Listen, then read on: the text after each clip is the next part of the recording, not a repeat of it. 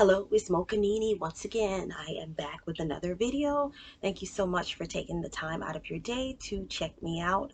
I really appreciate that. And once again, I hope that you're in great spirits as you're watching the video.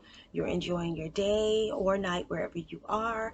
Continue to check out my videos and please don't be a stranger. I enjoy having you. And please like, subscribe, and hit the bell if you like the content that I'm showing.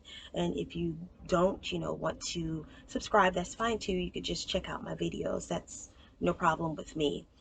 But today I'm going to be doing a different type of video. I'm going to be doing a video on my fibroid story. I first found out that I had fibroids when I was pregnant in 2019 with my daughter. I ended up going to an OBGYN and they referred me to a high-risk pregnancy specialist. So I was going to two places because I was like 36, 37 and I was, pregnant, and that's high risk, the age. So that was one reason why they referred me, and I think that was the main reason why they referred me to a specialist. But I started going to the specialist and I got my first sonogram there. And when the lady had the wand on my stomach, she asked me, she said, "Did you know that you have fibroids?" And I'm laying there like, oh, wow, no, I did not know that I had fibroids. Because when I was pregnant with my son, I was younger, and the doctor, he didn't recommend continuing to keep, getting those ultrasounds. But with my daughter, I had to keep going so they could monitor. Once I discovered that I had, the fibroids, they had to monitor the fibroids and they had to monitor my daughter's growth and then with my age. And I was so stunned and so shocked. And then she found a couple of them. Later found out it was like 6 fibroids that I had, and I had to continue to keep going so that they can monitor the fibroids, make sure they're not growing, make sure that they weren't a risk for my daughter and her growth. And let me tell you, they were painful. And now I knew why I was in so much pain before I became pregnant. I would have like when you're on your cycle, the cramps would be out of this world. They were, oh God, they were bad. And also I would get headaches, of course, which is normal when you're on your cycle. But I was going through pads like crazy. I was going through like 2 to 3 pads within an hour or so or more. It was a lot. And I also I don't recommend any men watching this video. It's a feminine issue, but I guess you never know. People probably will watch it anyway because men don't like to hear stuff about menstrual cycles and lady stuff like that. But that's what I went through. That I also went through back pain. The back pain was very bad. I also went through my legs paining me, like behind my knees would be throbbing and aching. So anyway, I continued to be monitored by the specialists, and some of them did grow. Some of the fibroids grew a little bigger than others. One was actually hanging, I think, over on the side by my daughter, and that kind of worried me. But by me continuing to go to the specialist, I felt safe, and then praying. My family was praying, and I felt everything was going to be just fine. So they no longer felt that I needed to continue to go to the high risk pregnancy specialist. They felt that, the fibroids weren't going to get any bigger. And so I continued to just go to my OBGYN, and they were so sweet, so nice over there. Both of the facilities are very nice, sweet people.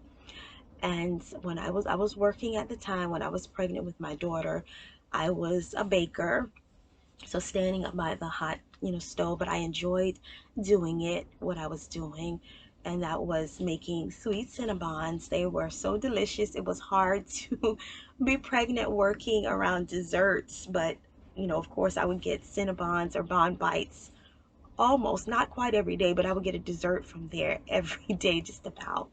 But anyway, I continued to work on up to about my 6 month pregnancy. Then I had to stop because I was just in so much pain. When I was standing, my feet was hurting. My stomach was continuously cramping and hurting. The pain was, ooh, the pain was bad.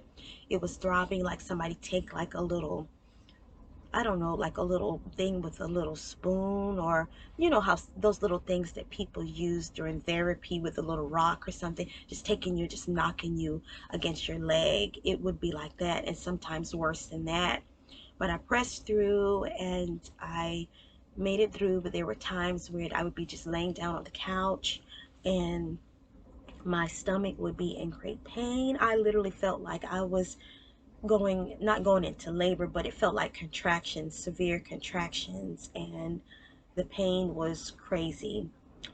So once I, had my daughter, she turned out, it was a full-term pregnancy. I believe I delivered her at like 30, I think 38 weeks, 37 weeks. They gave me this pill to induce the labor, and oh gosh, by the second pill, whoo, the pain was out of this world. And they gave me this, they gave me some kind of medicine that they were trying to go. I didn't even get a chance to go through. Well, first I had to go through a full bag of the solution, and then once I finished that, I said, oh God, please let it hurry up and go through. But I had my daughter earlier than what I was supposed to, because the doctor, he was supposed to, it was a guy, he was supposed to deliver my daughter, but instead I was screaming like crazy, holding onto the bed. And oh my gosh, the pain was severe. And the ladies, they came running in there and they came to help deliver my daughter. But my daughter, she came out to be 5 pounds and 12 ounces. Excuse me. And it was it was a wonderful experience. But like I said, the fibroids is what was causing the pain. And I spoke to the specialist, not the specialist, I'm sorry, I spoke to my OBGYN about procedures and what would be the best thing for me to do, because I wanted the fibroids to be removed. Because even though I had my daughter, my back was still paining me. I still was getting, stress. I still was just going through it. And once I'm glad that I found out that I had the fibroids, because I didn't know what was going on with my body before that. So we talked about the best thing for me to do, and she was saying that if you get them removed, they could, continue to grow back, and how it's just best to get them removed. So I went on and we scheduled an appointment for me to, we talked over the phone first, and then later I went. My family members came with me, and I dressed down in the gown and everything, and my sister, she sat with me and everything until it was time for me to go in the back. And I went in the back, and she did the procedure along with, some of the other nurses and doctors that were in there. And I remember waking up in pain, and I'm looking around in bed, and it was some other people around me. They were in pain as well. I said, oh gosh. But after they were removed, I didn't feel sluggish and stressed out as I did. I didn't feel weak. I didn't, like I said, have like the pain and stuff in my back like I usually normally did. My stomach wasn't huge. My stomach went down so much. I lost a lot of weight because I'm 5'2.5", and I was pretty big for my height. And I trimmed down a whole lot. Like when people see me, they be like, oh my gosh, you lost a lot of weight, because I was kind of hefty, I had a lot of weight on me. But it's amazing, having the fibroids removed, how that takes away from your appearance and makes you slim down. But I remember talking to my childhood beautician. Well, I said childhood because she did my hair ever since, I was younger in middle school. And then my mother, she started doing my hair. And then I would go to her from time to time as when I became an adult. And she told me that she had the fibroids, and she said that she said, you need to get those removed. And we was talking about them, and she said that they could be cancerous. And I already was wanting to have them removed anyway. So this is something that I wanted to share with people. And it's best to get them removed. I don't know if I got them from hair relaxers. Like I said, I started getting hair relaxers when I was in middle school. You know, sometimes people, African American women, get hair relaxers to manage, you know, the hair, because sometimes it can become too much to manage. And my hair was thick and it was long, and it just sometimes will get out of hand. So my mom would send me to the beautician, and this is something that I just know that African American women go through and other women go through as well. But it's so among the black women, I was shocked because I know Portia Williams found that she had fibroids. I believe Cynthia Bailey and Toya Johnson. I don't know her last name now, and I'm so sorry, but and we share the same birthday. But yeah, that's what I wanted to talk about today. And I think I told you, yeah, my daughter, she came out normal. She was 5 pounds and 12 ounces. But I do want to add this. I had to look it up. And when I spoke with the doctor over the phone, she told me, well, actually, one of the nurses called to tell me that, hold on for one moment, that what I had was adenomyosis. I believe she said it's with the fibroids, I believe, were like in growing up in the uterus wall or something like that. So I said, well, that's too probably what was causing the pain, along with me carrying my daughter, because there was times where I just have to just stand there and just take breaths. It got to the point where I just had to quit work. I didn't want to quit work that soon, but I had to because I was in that much pain. And I also had trouble when I was like eating and stuff. I couldn't believe it. I said, because when I was pregnant with my son, which I was younger, and my son, he's about to be 20, I just couldn't believe how the difference with my eating with compared to with my daughter with him, because with him I was eating like food was going out of style.